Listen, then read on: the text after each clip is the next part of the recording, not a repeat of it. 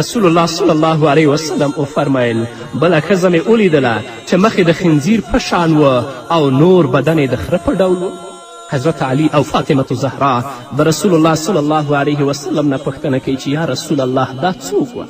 رسول الله صلی الله علیه وسلم ورته فرمایي دا هغه ښځه وه چې دې د غیبت عادت درلوده، تل لپاره به د خلکو عیبونه لټول، غیبت او تهمت به کوه. نو نن ورځ د الله رب العزت په دې سخت عذاب کې دا ګرفتاره ده. زموږ د خویندو مجلسونه ټول د غیبت مجلسونه جوړ شوي دي. د الله ذکر د الله یاد زموږ نه هیر دی. نه خویندو، د غیبت مجلسونه پرېږدئ، د خپل مجلسونه د الله په یاد باندې تازه کړئ، د خپل مجلسونه د الله په ذکر باندې تازه کړئ او د خپل مجلسونه د قرآن د وعظ و نصیحت په اورېدلو باندې تازه کړئ. او که په تاسو کې څوک پوهي کولی شي چې یو بل ته نصیحت وکړئ. څوک چې هر څه کوي تاسو د هغه لپاره د الله رب العزت نه د هدایت غوښتنه وکړئ چې الله ورته هدایت وکړي. دا نه چې په هر مجلسونو کې تاسو د یو بل غیبت کوئ. دا سخته سزا ده چې الله رب العزت یې داسې خویندو ته ورکوي.